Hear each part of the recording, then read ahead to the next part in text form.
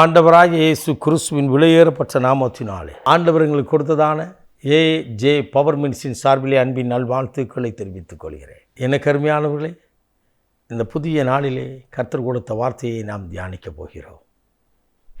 புதிய நாளை காணும்படியாய் கர்த்தர் நமக்கு ஈவாய் கொடுத்திருக்கிறார். அவருடைய நாமத்துக்கு நாம் நன்றி பலியினை செலுத்துவோம். ஹல்லேலூயா, ஹல்லேலூயா. இயேசு உயிரோடு இருக்கிறார். எனக்கு அருமையானவர்கள், இந்த நாளிலும் ஆண்டவர் கொடுத்த வார்த்தை லேவியர் புத்தகம் 26ஆம் அதிகாரம் 12வது வார்த்தை. உங்கள் நடுவிலே நான் உங்கள் நடுவிலே விழாவி உங்கள் தேவனாயிருப்பேன்.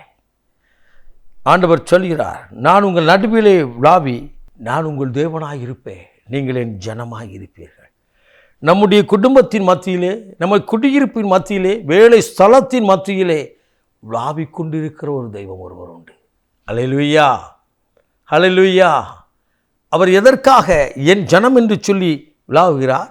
வேத பகுதியில் அதை நான் வாசிப்போம் என்று சொன்னால், அடிமையாயிருந்த என்னை, எகிப்து தேசத்திலே அடிமையாயிருந்த ஜனத்தை விடுவித்து கொண்டு வந்தவர் அவர் நடுவிலே விழாவிக் கொண்டிருக்கிறார். மேக ஸ்தம்பமாய் அக்கினி ஸ்தம்பமாய் வழிநடத்தின தேவன் இன்றைக்கும் உங்களையும் என்னையும் நடத்தி கொண்டிருக்கிறார். ஹல்லேலூயா. ஒரு காலத்தில் ஒருவருக்கும் உதவாதவனாய் நான் ஒரு நாட்களிலே ஆண்டவருக்கு பிரியமில்லாத ஒரு வாழ்க்கையை வாழ்ந்து கொண்டிருந்தவன். ஒரு நாட்களிலே ஆபாச படங்களை பார்த்து புகைப்பிடிக்கும் பழக்கம் இருந்து பான்பராக் மற்ற எல்லா பழக்கத்தோடு தான் வாழ்ந்தவன். அதிலிருந்து தேவன் என்னை தூக்கினார். அதிலிருந்து தேவன் என்னை விடுதலை கொடுத்தார். அதிலிருந்து தேவன் நடத்துகிறார். இன்றைக்கு நாம் இருக்கும் இடத்திலே தேவன் விழாவி நம்மை நடத்துகிறதை காண முடியும். ஹல்லேலூயா, ஹல்லேலூயா. அவர் விழாவுகின்ற நோக்கம் என்னதற்கு என்று சொன்னால், நம்மில் கண்ணோக்கமாக இருந்து நம்மை பார்ப்பதற்கு ஒருவர் இல்லாமல் இருக்கலாம். ஒருவேளை உங்களை விசாரிப்பதற்கு உங்கள் பிள்ளைகள் இல்லாமல் இருக்கலாம். ஒருவேளை உங்கள் ஏனென்று கேட்க உங்கள் கணவர் இல்லாமல் இருக்கலாம். மனிதர்களால் புறம்பை தள்ளப்பட்டிருக்கலாம். தனியாய் நின்று கதறிக்கொண்டிருக்கலாம்.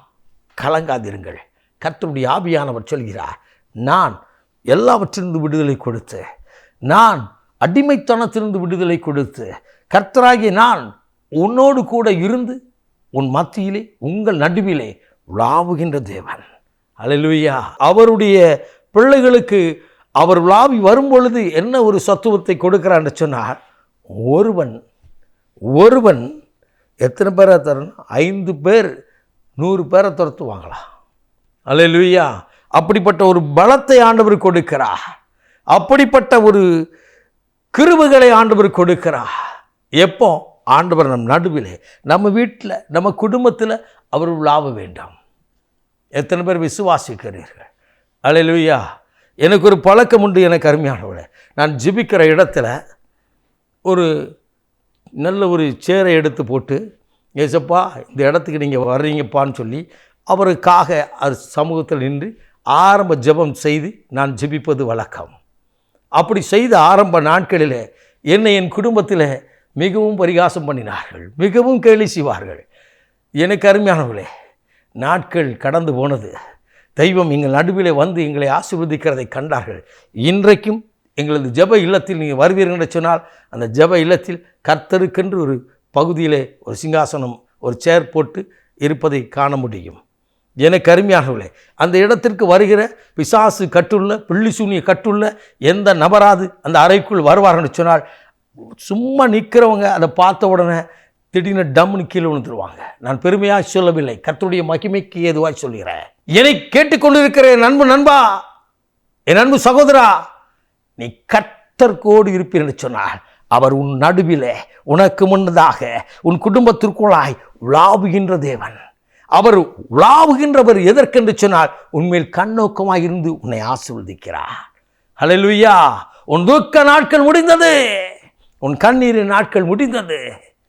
எனக்கு அருமையான விசுவாசித்து ஜெபியுங்கள். அவர் வர்றாரு, அவர் போறாரு, அப்படி இல்லை. எனக்காக என்னை விசாரிக்க என் வீட்டிற்கு வருகிறீர், என் கண்ணீரை துடைக்க என் பட்சத்தில் வருகிறேன், என் துக்கத்தை சந்தோஷமாய் மாற்ற என் நடுவிலே விழாவுகிறேன் என்று விசுவாசியுங்கள்.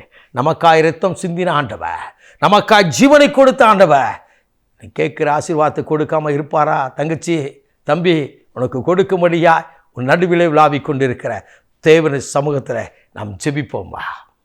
அன்பின் பரலோக பிதாவே, இந்த அற்புதமான வேலைக்காய் சோத்தரிக்கிறோம். நான் உங்கள் நடுவில் விளாவி உன் தேவனாய் இருப்பேன் என்ற வார்த்தையை கொடுத்துறேன். இன்றைக்கும் விசுவாசித்து கேட்டுக்கொண்டிருக்கிறேன் என் அன்பு தம்பி தங்கச்சியின் வாழ்க்கையில் அற்புதங்களை செய்வீராக. கண்ணீரோடு விதைக்கிற பிள்ளைகள், கண்ணீரோடு பாரத்தோடு விண்ணப்பத்தை கொடுக்கிற ஒவ்வொரு பிள்ளைகளின் கண்ணீரையும் துடைப்பீராக. கண்ணீரோடு விதைக்கிறவர்கள் கம்பீரத்தோடு அறுப்பார் என்று சொன்னேன். அப்படியே நீ அற்புதம் செய்து மகிழ பண்ணும். நான் உங்கள் நடுவிலே விளாவுகிறேன் என்பதை அற்புதங்களால் அவர்களுக்கு வெளிப்படுத்துவீராக. அப்படியே செய்வதற்காய் நன்றி. இயேசு இரட்சகரின் வெளியேறப்பட்ட நாமத்தில் பிதாவே, ஆமென், ஆமென். God bless you.